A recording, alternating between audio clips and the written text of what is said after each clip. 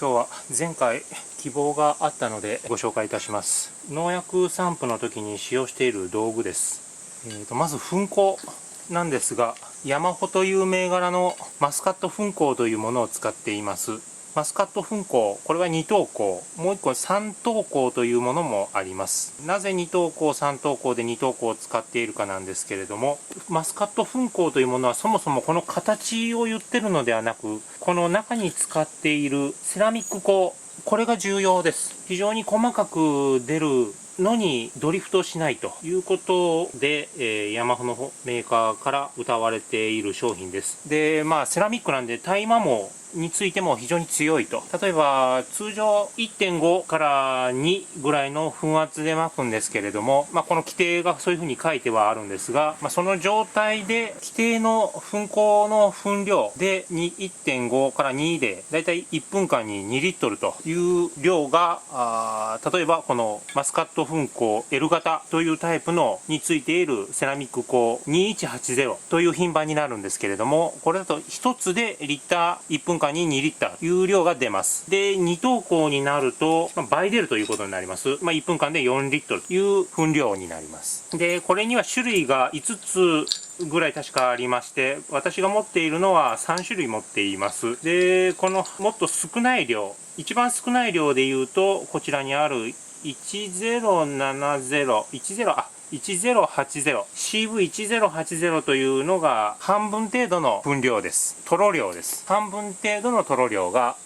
出るというものです。で、その間のサイズが1780というものもあります。これはもともと3等香用のもので販売されているものです。量が多分この L 型の2180、2等香のと同等に出る量ということで計算して作られているぐらいのちょうど粉量、トロ量になっている感じを感じています。なぜこれだけの種類を粉香ばっかり持っているかということなんですが、これは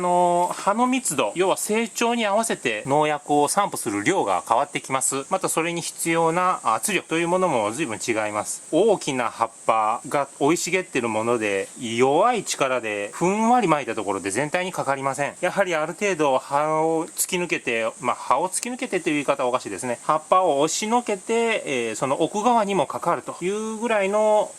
量が、勢いが必要だということで2180もしくは1080というふうに種類が分かれています。この1080 2等香の場合はマスカット粉香の L 型というものではなく S 型というものがあります。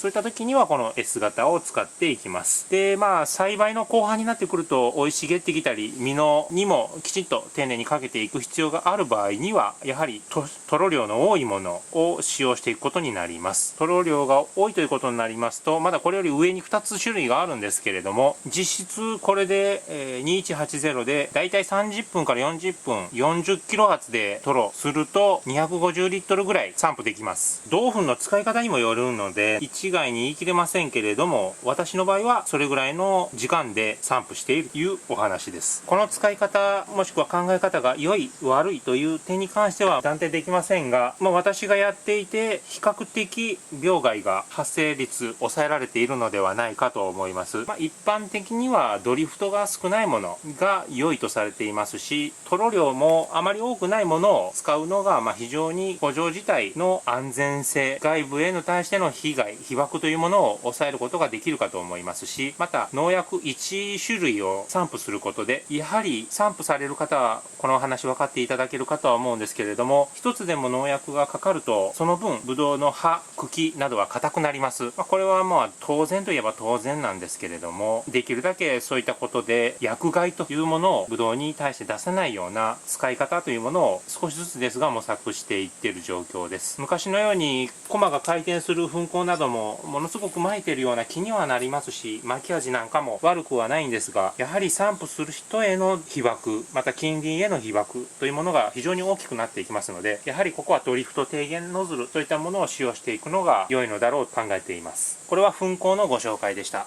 次は粉香の次はその下のガンの部分をご紹介します。私が使っているのはズームのついていないタイプのノズルを使っています。軽トラの荷台から30センチぐらい出る程度のアームです。どうやらアルパインノズル7号というものだそうです。永田製作所と銘打ってありますを使用しています。これについてはご自身の補助で使い勝手の良いものを選ばれるのが良いかとは思います。トリガーがついていまして、接続には金属のワンタッチカプラーを接続して取り付けしやすくしています。なぜこれにしているかというと、アーム、ノズルの洗浄という部分、あと銅粉自体の洗浄を行う際に非常にしやすいということで行っています。今日はブドウの最終の袋学研米防除、シャインマスカット遅くなりましたが、出荷などの対策を経て最終行うので今日する予定でしています。なお今年に限っては雨天が非常に長く続いていますので、後手後手になってしまったという部分も大きく否めないかなと思っています。農薬散布する量を作るのはやはり廃棄処分を行わない使い切り量を一時に希釈して使用するのが理想的だと思っています。足らないっていうのは困るんですけれども、余るっていうのは絶対に廃棄にしかならないので、余らせないということを主目に置いて作業を行っています。